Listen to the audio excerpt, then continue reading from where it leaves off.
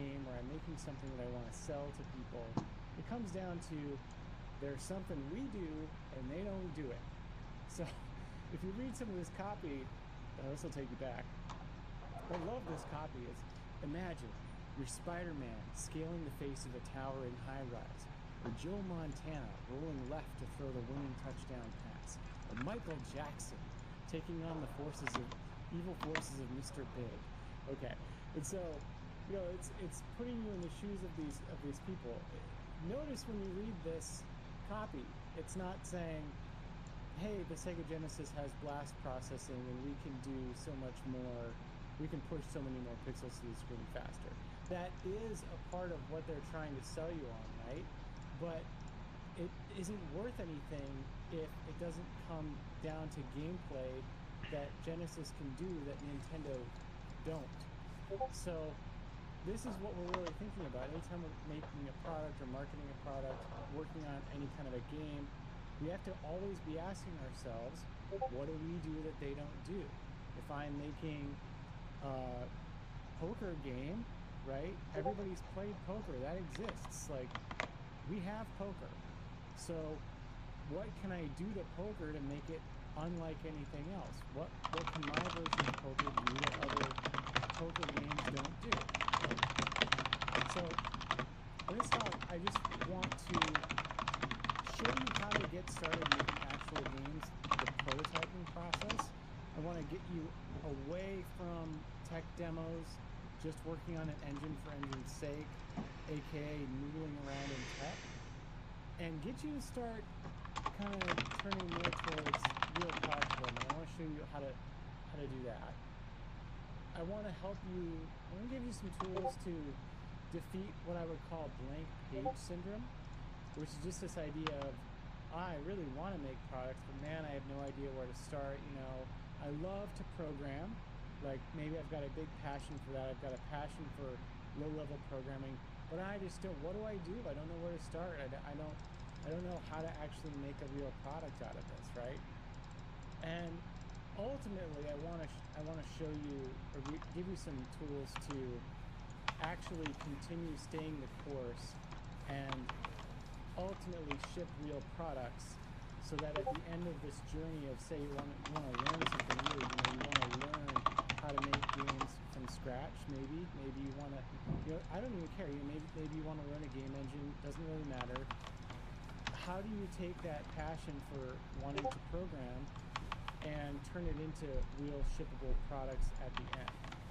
It's hard to stay the course and not get sidetracked into things like, oh, I've got this game I'm working on, now I got to switch engines, and I like this tech stack, so now I'm doing that. So you want to avoid that. You want to actually just get some really good habits in and just stay consistent and just actually work on products. So when you start having thoughts about making a game, usually it's, for me, some kind of thought occurs in my head, and so it might be, a lot of my early game ideas were something like a story.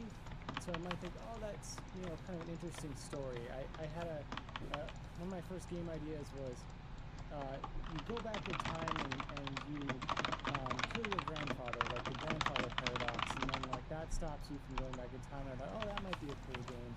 Like a lot of stories, they don't really, because they're not playable in the way that games are playable, they're not really designed for that. And so just making a game around a story isn't really enough. I would say you can definitely draw inspiration from a story when you're thinking about what's going to go in your game. So a good example of that is actually Dune. The story Dune, beautiful book, love it. It turns out that story actually inspired the entire real-time strategy genre. So you're seeing Command & Conquer there on the right. Command & Conquer is what I would consider that like the fifth or so iteration on the game Dune. So the first Dune game is actually an RTS. And instead of harvesting the Tiberium like you do in Command & Conquer, you're harvesting spice. So some of these concepts in Command & Conquer, like the harvesters and the resources all that stuff. It goes all the way back to Dune, interestingly enough, and the Spice Harvester. So we read that book, think about Tiberium. So another one is, some people are like, oh, I want this to kind of, the game to have this kind of like a cozy vibe, and maybe they're thinking about, lo-fi girl, chill hop on YouTube. It's not really enough for a game. That's like an atmosphere. So if when you're starting out, you're just kind of like doodling around, making a lot of art, that's more just a feeling. It's not really, it doesn't have like actual gameplay. So the counterpoint to that would be something like Stardew Valley, where it's really clear what kind of game it's based off of. It's based off of Harvest Moon. It's really clear what you do in the game. But the vibe itself is very chill, kind of like lo-fi girl sort of thing. So vibes are not really a game in and of themselves, but they actually can help you find an audience for you. They can help you find the type of person you might want to market towards. So I would say that a concrete action of some kind that you have in your head or that occurs to you at some point really is a great starting point for a game. So I've got a few examples here. On the right here, I've got Slipways, and when Jakub Wasilewski was thinking about how to put that game together, the inspiration for it was actually just, all he thought was, I just want to be able to connect planets. And so there's these different planets, and all he was thinking was, wouldn't it be cool to like connect them some way? And the rest of it wasn't really all that clear. It wasn't clear that it would be this kind of cool trading game, kind of like a 4X kind of game. All he was thinking about was having this really satisfying interaction of connecting a planet. So that's that game. Braid, of course, comes from the rewind mechanic from Prince of Persia. So he was just thinking about, what if you could do this one thing? What if you could simulate time and we could rewind it? That's an action that you can do. Can we build something around that? So if the thing that occurs to you is like some kind of action, some kind of like, what if you could do this? Then that's a pretty good place to start thinking about actually doing. Another way to do it is with game genres. I think game genres are great because they can give you kind of a template for how the gameplay is going to work. So genres already sort of have a kind of set of actions built into them, and that helps you to just think about what's going to be in the game. So on the right here, we've got Into the Breach, which is actually inspired by the game on the left, which is Advance Wars. So Advance Wars is kind of this like real-time strategy Game Boy Advance game, and Into the Breach is similar in a lot of ways, but they ended up they used the genre as a starting point, but then if you actually play Into the Breach, you'll appreciate how it really isn't anything like the genre that it started out in. I think they kind of naturally follow some of what they noticed as they were playing their own game, and they ended up coming up with something much more unique and interesting than just another kind of strategy game. So I would say once you have an idea for your game, so once you actually have, okay, I'm thinking about a specific interaction, something that I want to start to build, what do you do to actually get started? I think there's a lot of different advice that's sort of conflicting about this.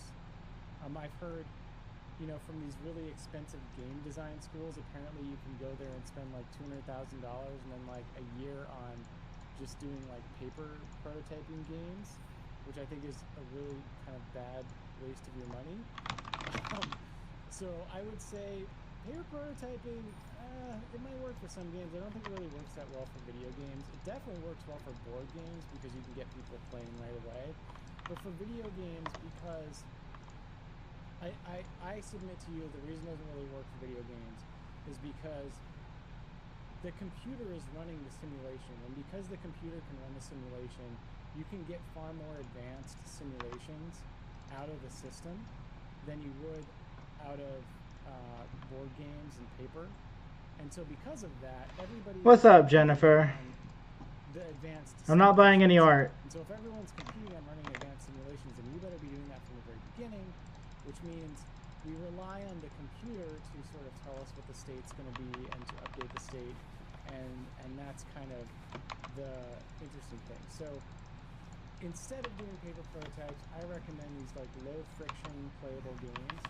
So game on the left is actually my own game, New Solutions, and that's actually a screen grab from how it started. So when it started out, it really was just this very bad pixel art. It still is pixel art, but I think each individual tile is something like 8 pixels by 8 pixels. Like really, like what I'm trying to impress upon you is you do not need to be a good artist to do that. I think anybody with a very low amount of art skill could definitely prototype a game like that. And you can have you can have the art communicate things like, hey, you know, the player, he might look like a little sausage, but you can sort of tell, you know, that bowl-looking thing kind of looks like a moose. You can tell that's a flag. So really, the art is only good enough to communicate what the gameplay does. And then the game on the right, you would be surprised to know, is Balatro.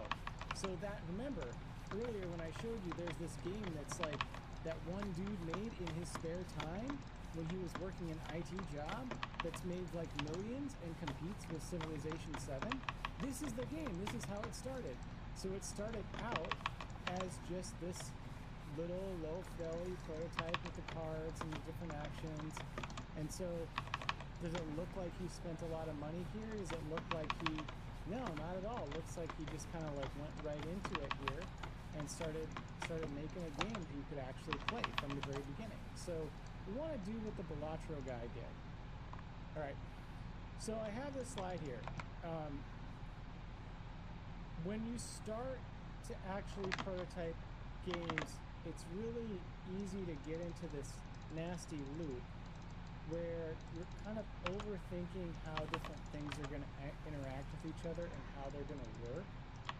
And it can get you into this like analysis paralysis where you're stuck just staring at a big blank page. You can't make any action. You can't make any progress forward because you're just wondering like, oh, if I put this in the game, how's that going to work? How's that going to work? How's that going to work? What I would say is, and this is something that I also heard that Jonathan Blow does, I'm not sure, but I heard that he does this. When you have an idea for something that's going to be in your game, it's really best to just put the very first kind of bad version of that thing in your game right away, and just don't even think about how it's going to work with anything else. Don't even think too much about any of those complexities. Just get different things in the game. So one example of that, right now I'm working on a crafting game that's a little bit of an automation crafting game. I had an idea, you know, it's that genre, if you play Factorio, it has this stone furnace in it. Okay, so a furnace, you put in iron and coal, and a little iron plate comes out the end. So I had one idea of how that would work in my head, of like, where do the inputs go? Where does the output go? How does the machine work? I had just a quick idea first when I was thinking about putting that in a game, and immediately I hopped into my editor and I put that first version in the game. And the art was bad, but it worked, okay? And now I'm actually at a point where I'm on like the second or third iteration of that stone furnace concept, and I'm improving upon it slowly. But actually, it was good just to get the wheels turning in my head, just to get me thinking about the design space, to just put the thing in the game, just get it in. That is what gets your mind thinking about it, gets the wheels turning, and of course, the very first version that you put in is not going to be good. It's going to be crap, but you will end up coming up with a better one and a better one as long as you're actually working on it, thinking through it. So, the picture I have here is Paul Atreides from Dune. Spoiler alert, but he can see the future. That's like part of the book. So, you're not Paul Atreides. You can't just simulate how all of what's in your game is going to work and how all the systems are going to look. That's preposterous. There's just no way, right? So instead of pretending that you're like this guy, what you do is you build things. You put stuff in the game, and then you let the computer run the simulation. You let the gameplay tell you what is good and bad about the game, and then you react to that. You make more iterations on what you see, and then ultimately, at the very end, what you should have is something that's pretty refined to where you've kind of worked out what that whole space of design looks like or feels like, or what's good and what's bad about it, what's interesting about it, etc. So that's the secret. All right, on to some programming things. We want to move fast when we prototype. We want to be putting a lot of things in and taking a lot of things out. We don't want friction. So one thing I hear a lot or see a lot is, people with their big, magnificent entity systems, entity component, this, that, or whatever. Boy, when you're in the early stages of prototyping a game, you really shouldn't be thinking too much about that kind of stuff. You really should just be focusing on building like one gameplay element or loop or piece at a time. And if you can do that, you'll be able to move a lot faster in that early prototyping phase. So I say when you start, entities are just one big struct. You're not really going to be thinking about how all that's going to be structured or how fast it's going to be or much of that. Aside from maybe, you'll see there I've got, U32 behavior flags. So that is a bunch of bit flags, that I crammed into one unsigned 32-bit integer. And that does give you a little bit of a performance advantage. And I would say it's fairly low overhead to implement that. But for the most part, I just kind of keep adding stuff on. Don't really notice a problem because, at this early stage of making a game, you're not really trying to scale it up. You're just trying to prove out that the interactions are interesting. So entities, one big struct. All right, moving on. Just as I said, bit flags. Here's an example of some of the bit flags in one of my game prototypes that I'm working on. Just a bunch of Boolean behaviors, and then you have the ability to turn it on and off.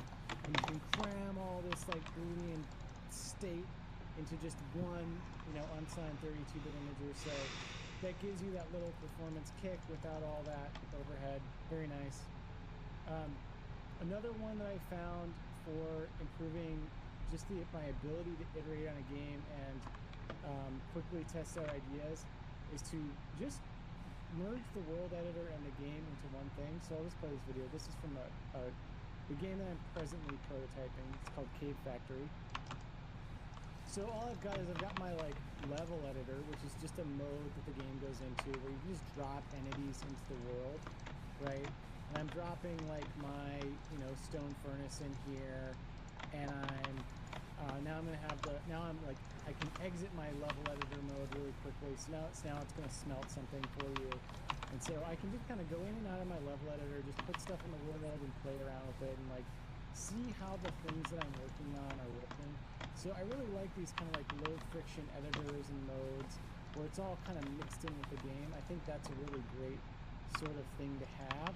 You're going to find yourself speeding up your iteration pretty quickly if you have something like that. So I recommend, all right, I got to stop the video. Okay.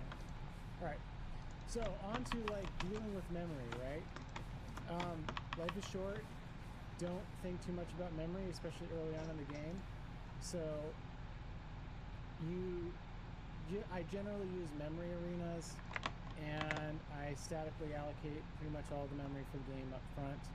And when I start, I have no idea how much memory the game's actually going to use once I ship it, and that's fine because remember, we're prototyping. We're not trying to make anything robust or predict any. So I'll have all these different arenas, so I have a scratch arena. I've got this is just some long-term storage arena, some where the lifetime is basically the whole game. So there's some stuff I throw onto that. Just partition a big chunk of memory, use some memory arenas, put stuff on that. Don't get it working. Don't really think too much about how much space it's taking or any of that stuff. That's all way later. Once you have an audience for the game, and you've got a Steam page and it's got 7,000 wish lists, and you have a clear runway to actually making money on your game, then you can think about what the F is going on with your memory, and you can think about optimizing all that stuff. It's not something you really care about much in the prototyping phase. Just use memory arenas. Simple, done. Okay. This is, I would say, the most important piece of advice on programming that I've ever received, and it comes from Casey Muratori, and so it's very fitting because this conference is very much about his ideas. So, when you're actually working on a game, any kind of software project, this does not just apply to games, but really any kind of software project, you never plan out how the architecture or the abstractions are going to work. Don't do it. Just start building stuff. You know, actually that image is generated by ChatGPT, which is pretty good because I even said make something that looks like Casey Muratori, and it kind of looks like Casey Muratori. So I was pretty impressed. But you know, he's got on his wall is that these are the features I'm actually making, and I'm just putting the features in one at a time. Okay, and then as I put those features in, then I'm going to start noticing some patterns, like maybe this little bit of code gets used over here twice or more than one place. So I pull that up into a function. Maybe like these three parameters that I notice they keep getting passed into the same function in various different places. Like maybe that's a struct, maybe there's some structure there. So as you're building out individual things, you're starting to discover the natural structure of your program, and then that's what you turn into the abstractions. So he's got a really great article on this. My favorite article, it's called Semantic Compression. Fairly old article, but still classic. Talks about a concept that he calls compression-oriented programming. Definitely recommend that you read up on that. I would say for me, it's like it was a life changer. So totally best advice on programming I ever got. All right. So also, you know, we do not want to use high friction processes and tools. So like Rust and test-driven development are out because all of these things make you commit to something really big up front, and that's bad.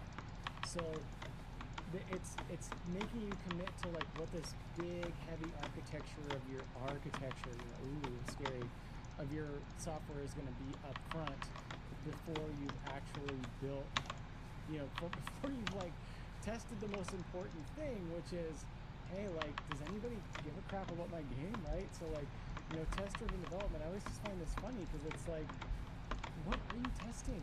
Like, are you testing that people like your game, or are you testing some things about the code or some arbitrary spec that you came up with at a very early stage in a product development? There isn't anything to test aside from, hey, does anybody care? Do they want to play this? So I caveat all of this with saying that there is a time for hardening a product. There is a time for unit tests. There might even be a time for some of this, you know, crazy borrow checking and memory safety stuff that Rust does. But that's like way later in the lifetime of a product. That's like once you've already very clearly demonstrated that people want your thing.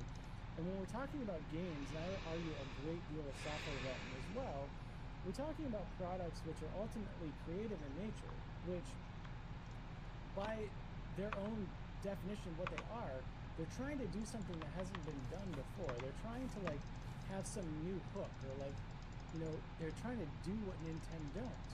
And so that means when you're trying to innovate, you're not really sure if what you're making is something that people even want. So the spec is never really going to be clear from the very beginning. So starting off with something that hardens a product based on a really clear spec, I just think is a bad idea. So we don't do that. Okay? We also don't spend our money on these like really fancy hipster artists, like the guy on the left, when we're very early in the process of prototyping any kind of product or game. And that's just because it's very expensive to hire people and to pay them. And so if you have to have the nicest art from the very beginning, then you're basically paying your artists to like iterate on your game, and you're going to end up wasting a lot of money on that. You're going to end up wasting a lot of money on art that you're not going to use, because in the process of prototyping your game, you're going to then discover, oh, that gameplay element didn't work. Oh, that didn't work, that didn't work. Well, if the gameplay didn't work, then the art that works with the gameplay also isn't going to work. And so now you're double hosed on how much money you spent. You didn't just lose your time, now you also lost your money in hiring this artist. So start off, do what John Blow did with Braid. You know, if your main character looks a little bit like Donald Trump, so be it. Like, just go with that.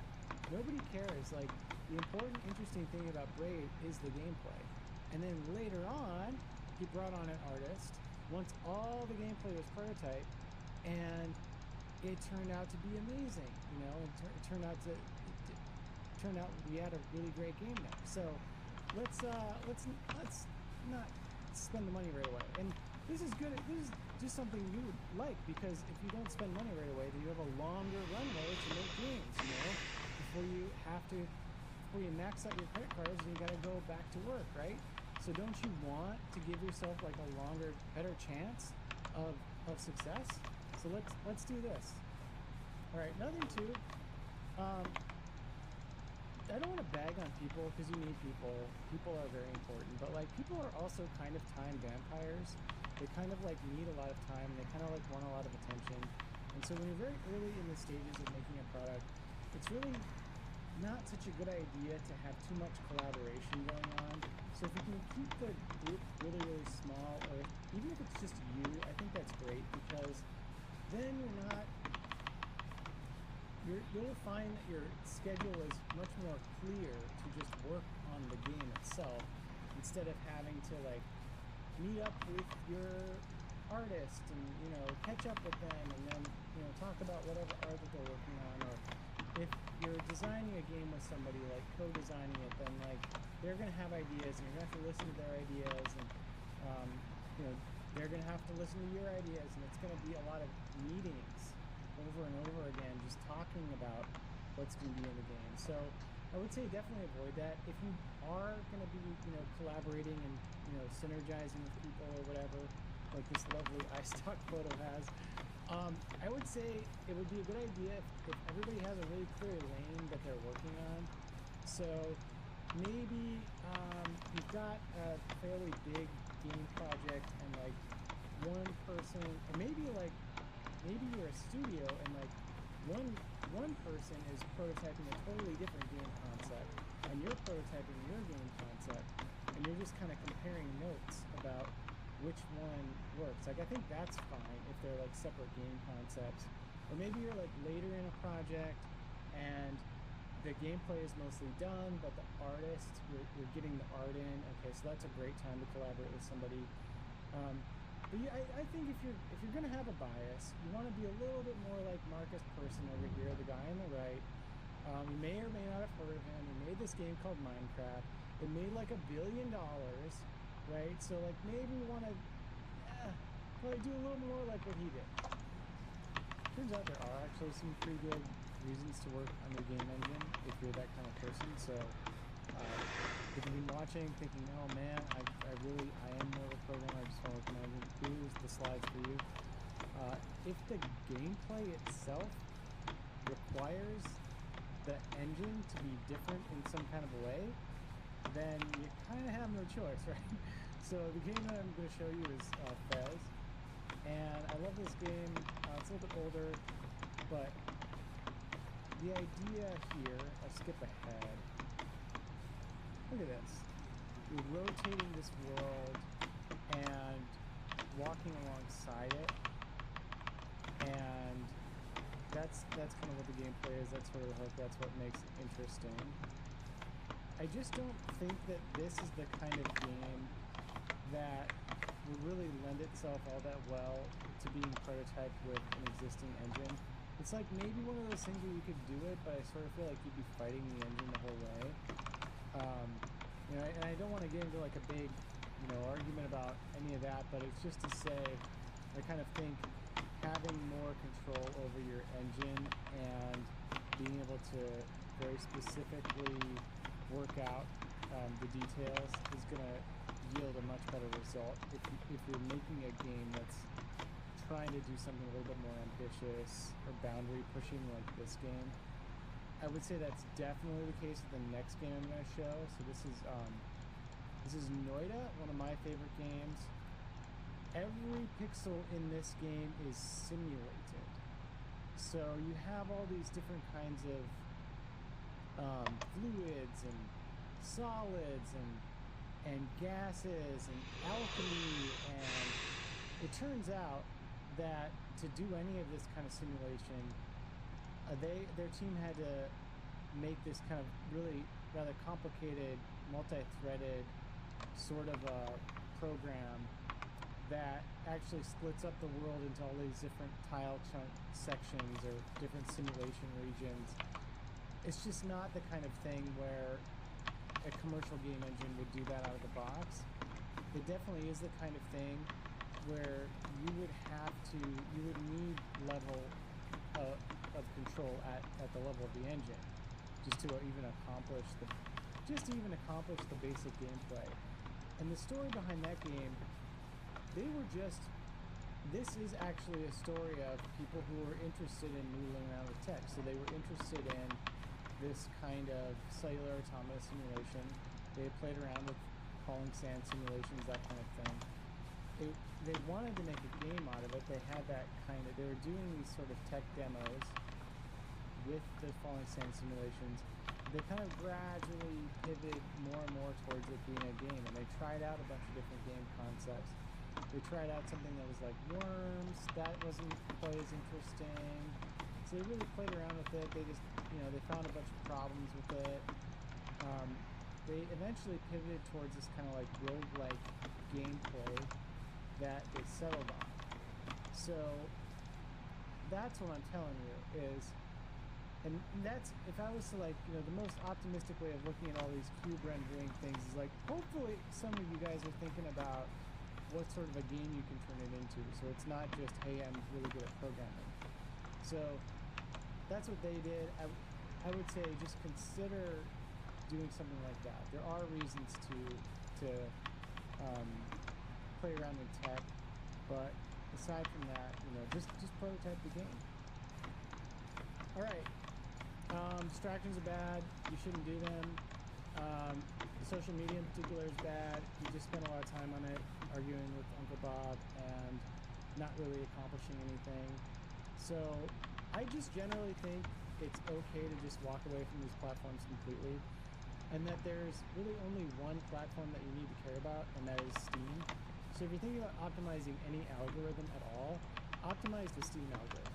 Don't optimize the Twitter algorithm. Don't try and get likes and all that stuff. No Facebook, no Instagram, YouTube, it's all right, but like, it's not really as good as just getting a lot of traffic to Steam. You can use YouTube to get traffic to Steam, but it turns out it's actually not as good as just getting some streamers to play your game. So you don't have to quit right away. You definitely don't. But I would say consider this. Like, if you have one last excuse for needing social media for your business or whatever, BS. Just whenever you have like an announcement or something, like let's say you're going to announce your game, like you're going to do the announce tweet, you don't have to do the announce tweet yourself, right? Like, you don't have to subject yourself to the toxic waste. Instead, what you can do, because there's people whose profession it is to expose themselves to the toxic waste by introducing the rest of the world to new games. So you tell one of those people, hey, I'm launching my game. I'm putting my game out there. And they're like, oh, you have a trailer? And then you give them the trailer, and then now they got the scoop. And then they do it, okay? And now you never had to go on there. You never had to see, like, whatever thing we're arguing about today. And so when you're not doing that, then you're actually working on your game a lot more. And so I would say that's beneficial to you. So streamers are on these platforms. You are on the platforms. YouTubers on all these other people are doing it. You don't have to do it. You just be a game dev, and then like tell them to do the thing, and they will, and you'll get traffic from it. All right. So let's say that you've gone through all of this, and you've actually built out all of the gameplay. You've actually prototyped a real game. You're there.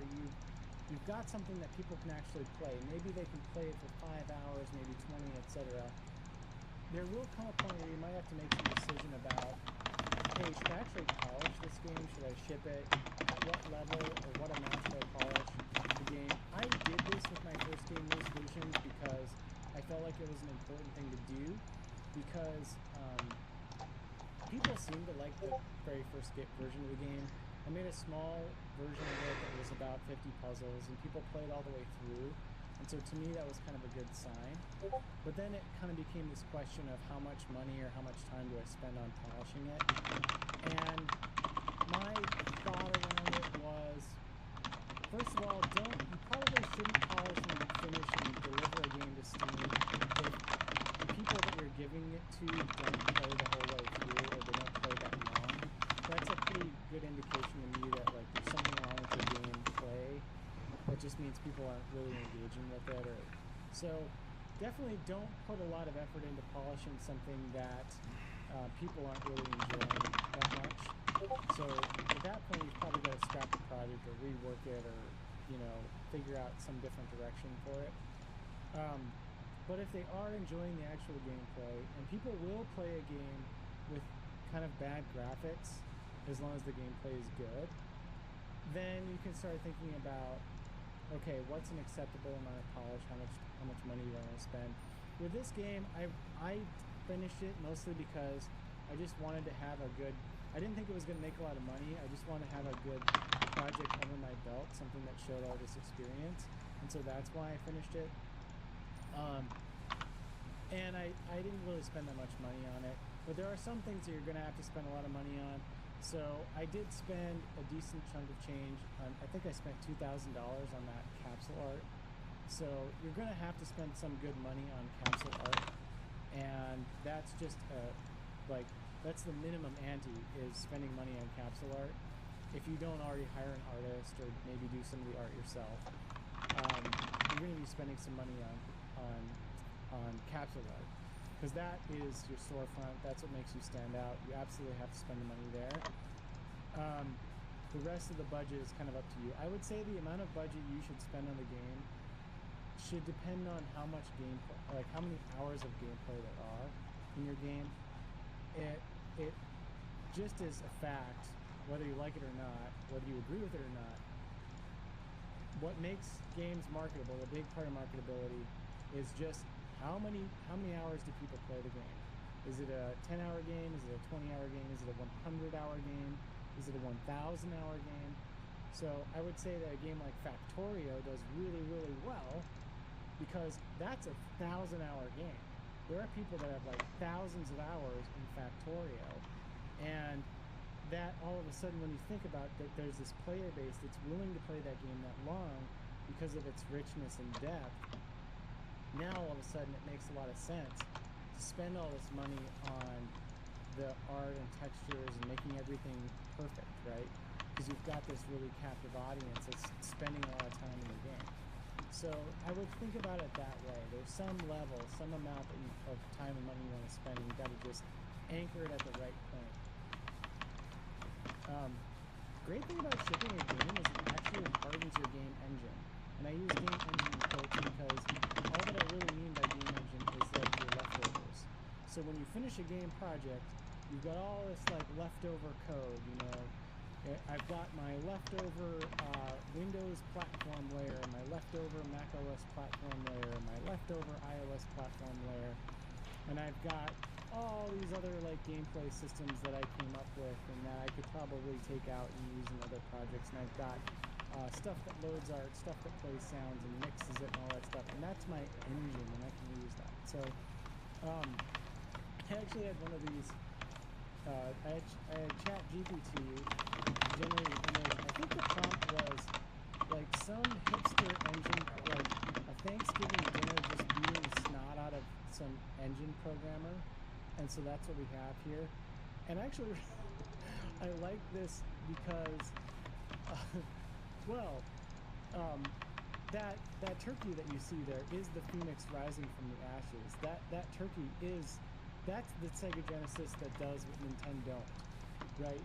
That turkey is making actual products, and then he's using those products to lever himself up into a better position and to compete better and to actually win instead of complaining and just, wishing that everything were more handmade, right? And so I would say, to wrap up, low-level programming is playing with power. But with that power, you have to realize that it's actually just not enough on its own. It's not enough to say, oh, I'm such a good programmer, I can make like all these rotating cubes. Oh, I'm such a good programmer, I can, render these amazing like Minecraft scenes, and I can push the computer so much. Like, that is a great thing. That's powerful. But you have to point it in a direction that makes a marketable product if you want to get some success out of it. So you need to do what the folks that created Noida did. You need to say, oh, we can do these amazing like multi-threaded pixel simulations. Let's do that, and let's see what kind of gameplay we can get out of it, right?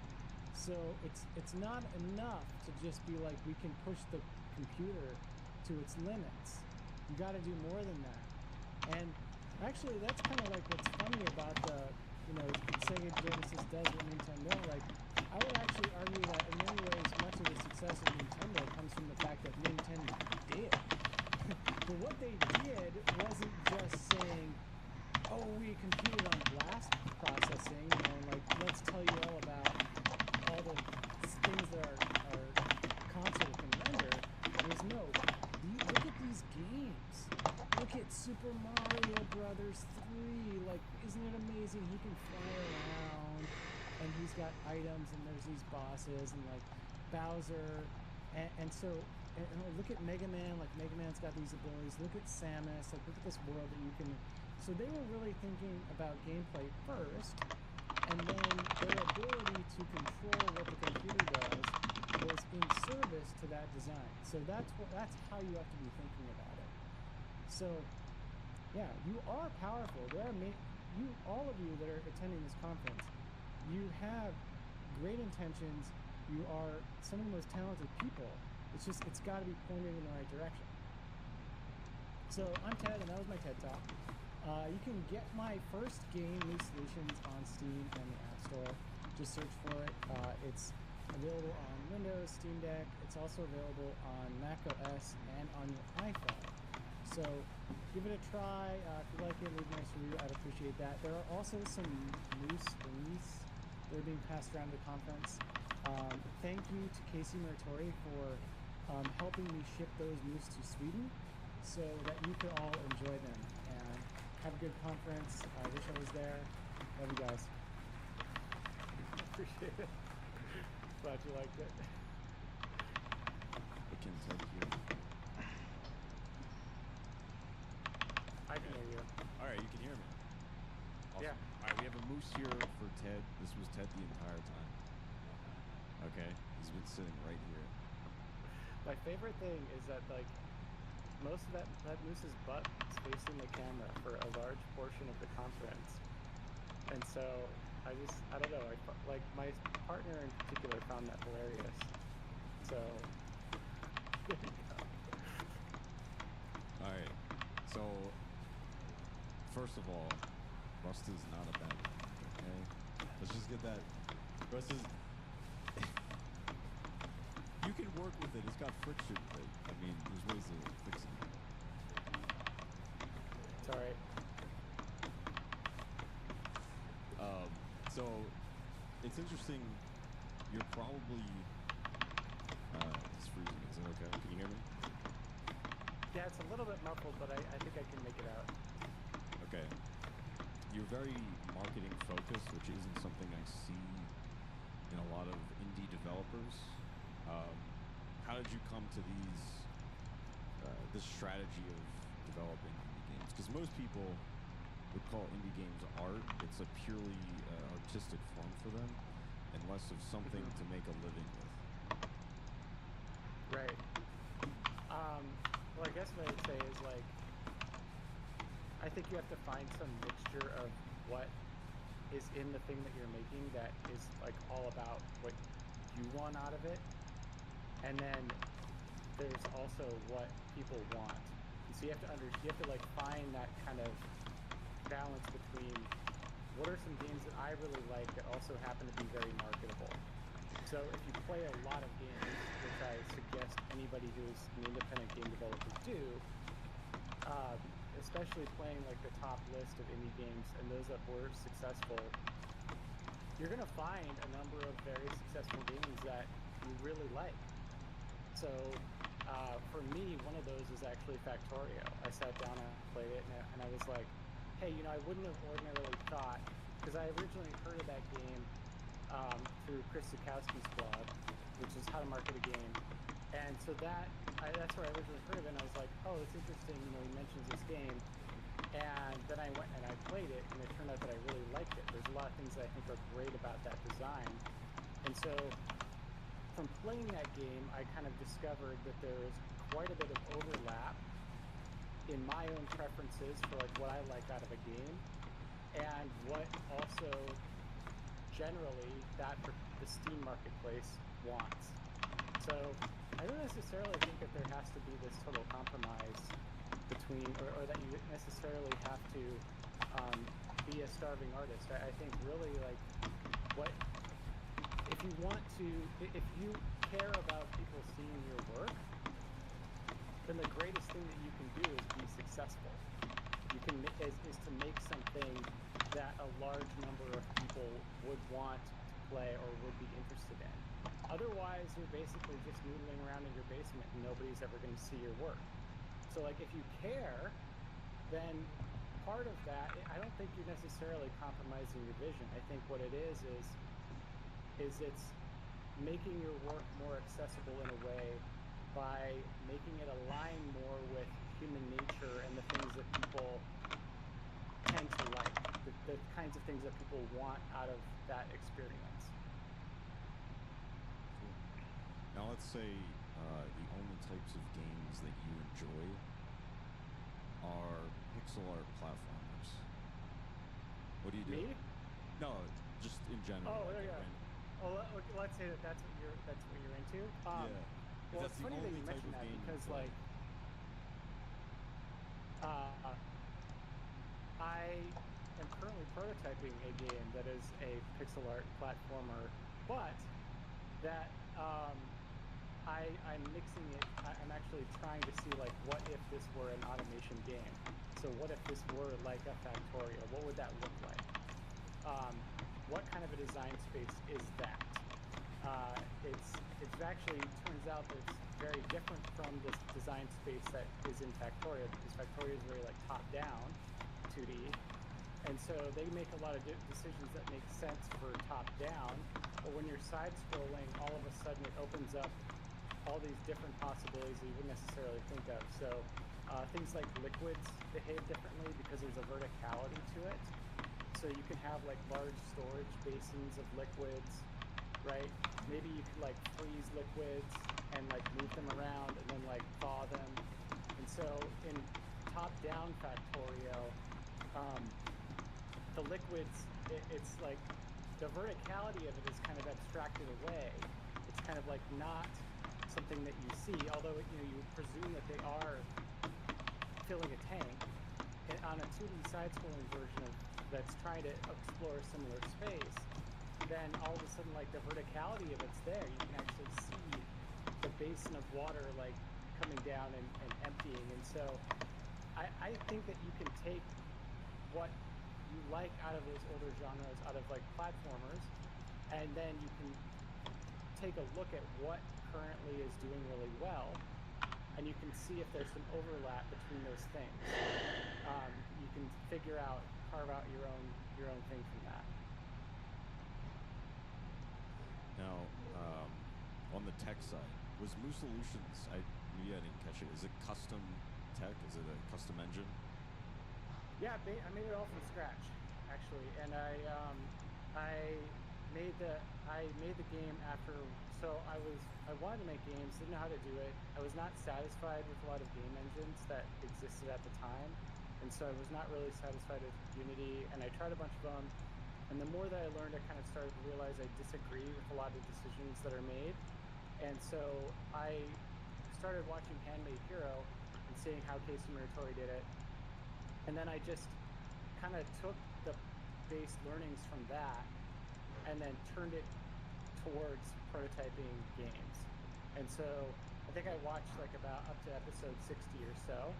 And then I was like, oh, okay, this gives me more or less what I need to know to start, because he does like a software renderer in that series, and then said I needed to do like DirectX or Metal on Mac OS. And so then I just kind of started swapping out those different parts, and gradually I had something that I could use to prototype real games in. And then that's kind of Loose Solutions. The very first prototype came out of that work. Was this more of a decision for, I guess, your own enjoyment, or did it help you make the product better or ship faster, or is this maybe something that cost you in the short term for one game, and then it's something that over time, after you have like 3 games and your engine is hardened, will pay back dividends? Yeah, so actually I think like looking at it from a business perspective is the main reason that I chose to do it. Well, there's a few reasons. One of them is control. I think that video games, when done best, are just the kind of thing where you need to have maximum control over the result. And when you can't actually see the source code, when it's not something that you're managing, right, when it's somebody else's thing, then you don't have that level of control, so you can't get exactly what you want. I think that's a big problem with game engines. Also, I want complete and total ownership of all of the intellectual property of anything that I make. I don't ever want to be beholden to a third-party entity pulling the rug out on me and saying like, oh, and like this actually happened with Unity, right? So we have an example of that. We have an example of them kind of trying to do that. And I just never want to be in a position where my project that I've been working on for like 5 years gets the rug pulled under it, and now I have to face all of this stress. And then so that kind of brings it back to that point about how you feel every day, right? I don't want to feel stress. I don't want to feel like somebody's business decision in a faraway land is affecting my core of my livelihood. And so, and I don't want other people's like bad software decisions to affect how I prototype my game. I never want to have to like go and update stuff. I just want to be able to sit down and it's all pretty much the same, doesn't really change, and I'm in total ownership and control over it. So I think it's really like a risk mitigation strategy for the most part. I'm saying to myself, if my intent is to be in games for a very long time, then it starts to make sense to make a lot of these decisions that are more like a 10, 20-year, 30-year thing, where I'm basically investing. So I'm investing into a business, which takes a lot of time, takes a lot of money, and then over a long period of time, you eventually get a return out of that. And I guess that's how I look at it is, I'm not really in it for the short term, so why would I make short-term decisions? That's good. Switching a little bit, what was like the hardest distraction for you to cut? Oh gosh. I think just like a lot of like social kinds of things. I think it's a really common kind of pattern I see with like a lot of people is like maybe they want to be making games, but then they get like kind of sidetracked into this like content creator thing, and now they're kind of like doing the content creator thing instead of just making the games, because you get more of an immediate reward. Like making games is really hard. It takes forever, and like you only really get the dopamine hit on the few days when you like actually like put something out there.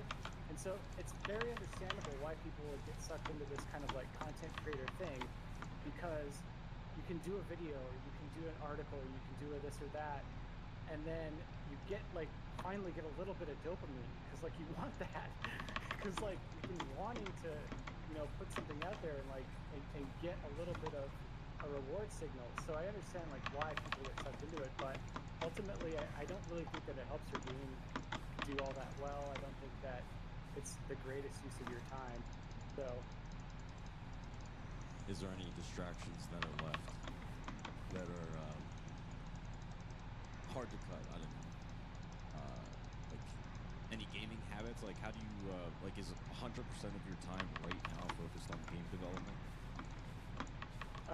so no, but like the biggest distraction I would say, I do kind of manage it. First of all, I think like if you're making games, you should be playing a lot of games. So you should actually be setting aside a lot of time. But then the way that you play games as like a game creator is going to be very different from the way that you might play games as, say, someone who's just enjoying games, right? So as somebody that's creating games, what I'm trying to do is like I'm trying to expose myself to a lot of the like latest things that have been successful, basically market research. And I might not necessarily like play them that long. I kind of want to play them like long enough to understand what the hook was, or like why people really liked it, or what's the thing that they got the most out of. So I'm always setting aside some time to do that, and to like just look at all these things, all these games, just try them out. I think that's a good thing. But that really should not be like the bread and butter. It shouldn't be the thing that you do most of the time. So I would say here's what I've noticed. So I've noticed that hardcore prototyping games and like being in that like game design space is the most mentally draining, the most difficult part, and you can't be in that 100% of the time. So I kind of set like it's kind of like weight training in a lot of ways. Like weight training, you lift weights. You're not supposed to lift weights every day. You're supposed to take days where you like rest, right? Where you recover.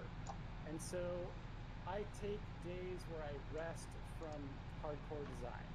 I take days where I, instead of just like solving some butt puckering design problem, I'm just kind of like I'm gonna go make some art.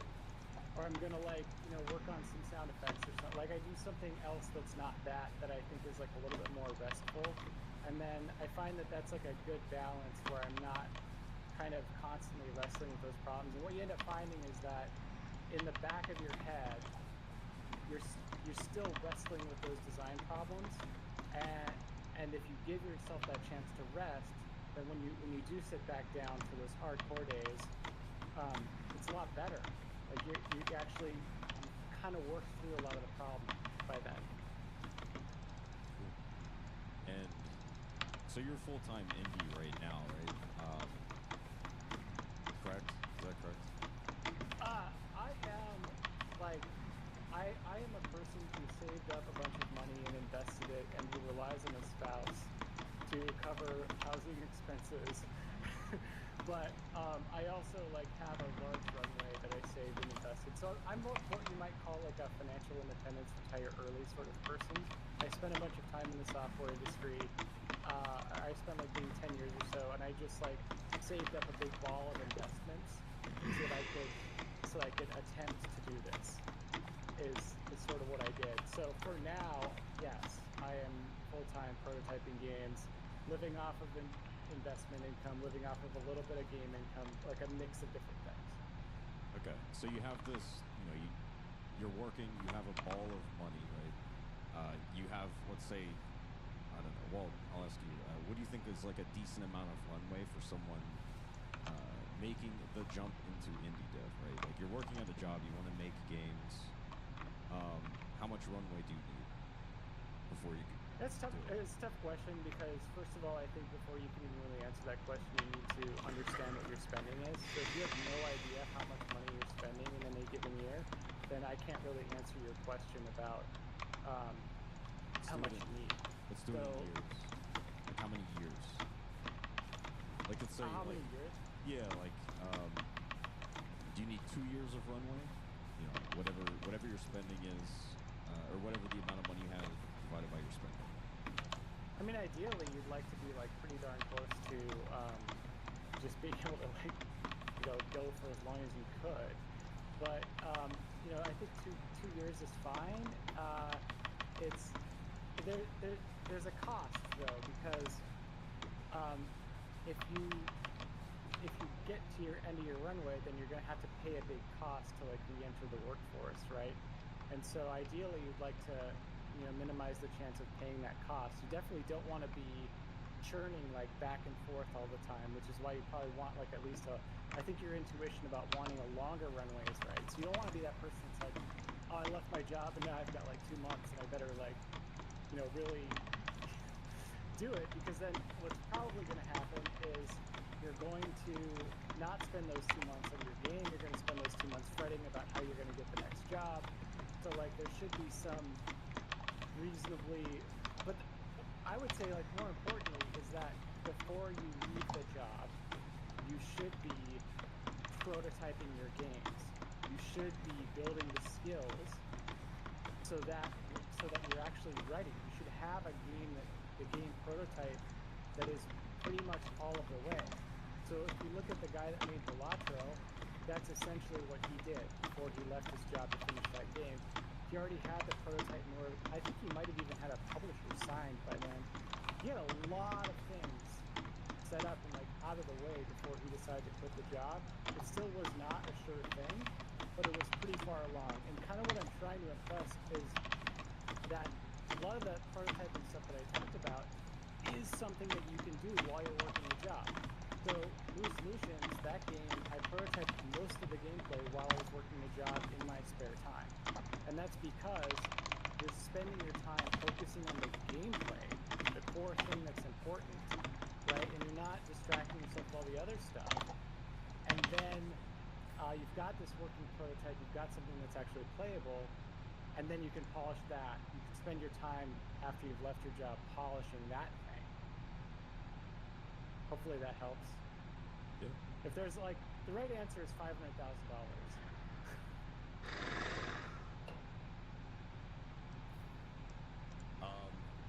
I think I'm gonna open it up. Oh, we're out of time? Holy shit. Alright, I guess we're out of time. Thank you. That's 10. Please clap. Thanks, guys.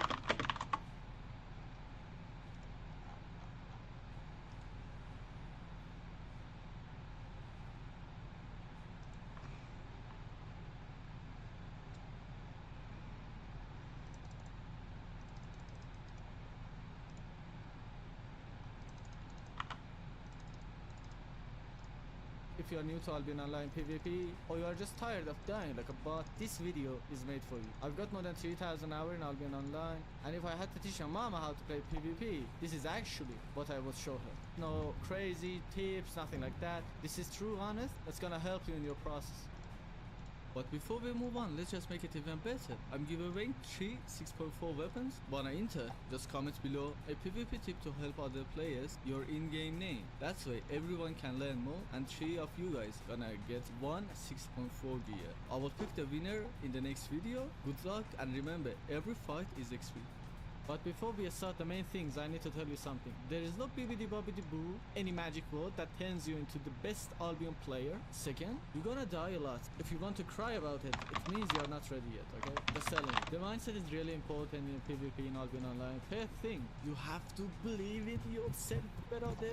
PvP is not about gear, it's not about fame, it's about mindset and decisions.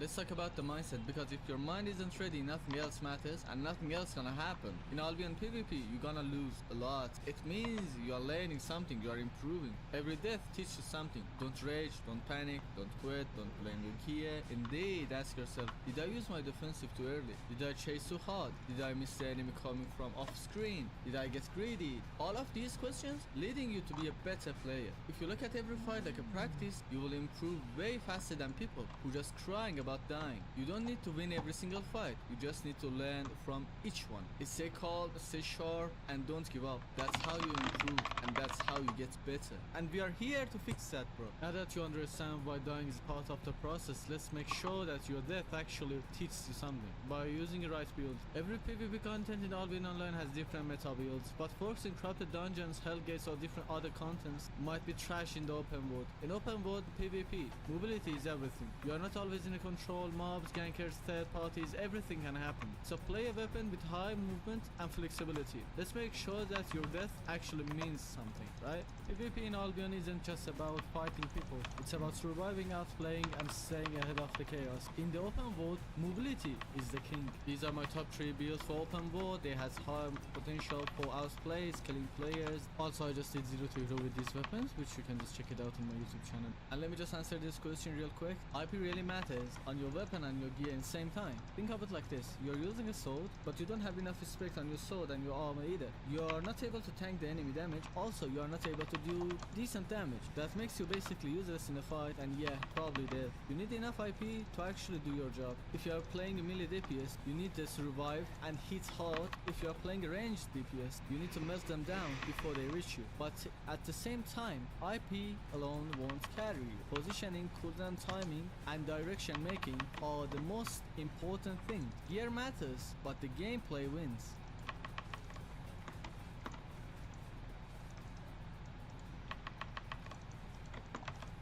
So now let's talk about how to avoid unnecessary deaths in Albion Online PvP. Most of our deaths won't come from bad fights, they will come from bad decisions. You know what's funny? I just did all of these mistakes myself, and I'm just editing them and I'm just using them. One of the biggest mistakes I see most of the new players usually make is they locking their eyes on their character. Big mistake. Train your eyes to watch all of your screen, because you can't kill yourself, but the environment, other players, mobs can. Knowing when to run is really important too. Just because you can fight doesn't mean you should. If you're low on cooldowns, health or energy, back off. Smart players lives longer, win more fights, and dies less even. You lose nothing by resetting the fight. Stop being greedy. I need to tell it to myself too. Look at just a video. How greedy can I be sometimes? You already know what's gonna happen. Yikes, I just survived out of that. By the way, always save one of your skills at least for being able to escape the fight.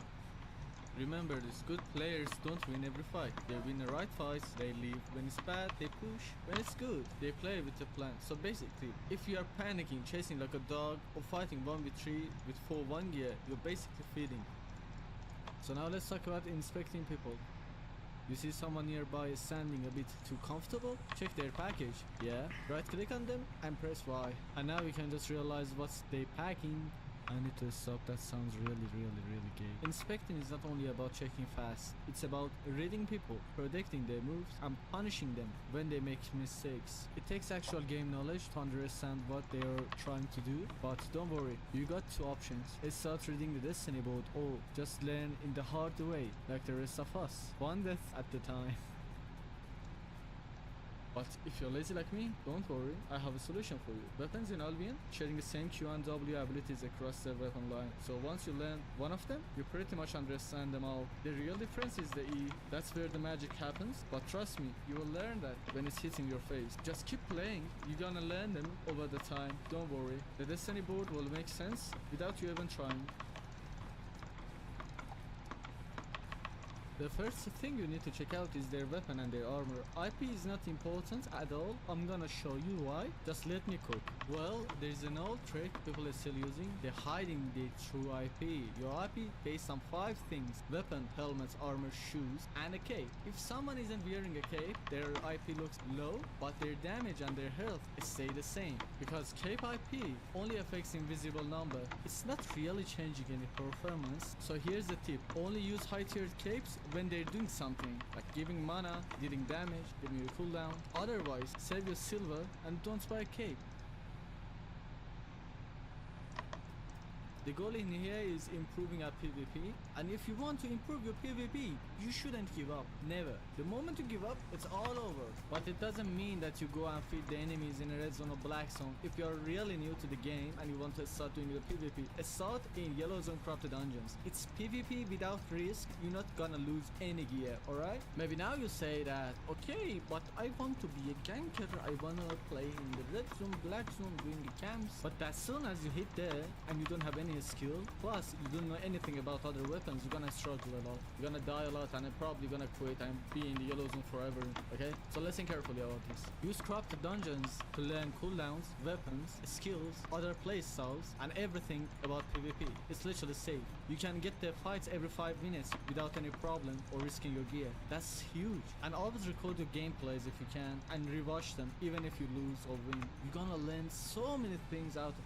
And after that, when you feel comfortable, better, you can just start doing the red zone corrupted dungeons, or you can start roaming the black zone or red zone, clearing camps, doing other activities, killing other players. But you are not there to flex your gear. Go with 4.1, max tier 6, nothing above it, and don't be scared of die, because every single die is experience. You're gonna learn so many things out of it, trust me. To be honest, I was really bad at PvP. I wasted 2 years doing Ava dungeons and doing PvE, alright? So if I made it, you can. I believe in you, every single of you. That's it for today. This is my first time teaching, so I hope you enjoyed it. If this video does well, I will make more, even more advanced stuff next time. And if you have any question, you can just drop it in the comments or come and hang out in our little community Discord. Thanks for watching and good luck out there. Don't forget about giveaway and catch you later, boys. Bye bye.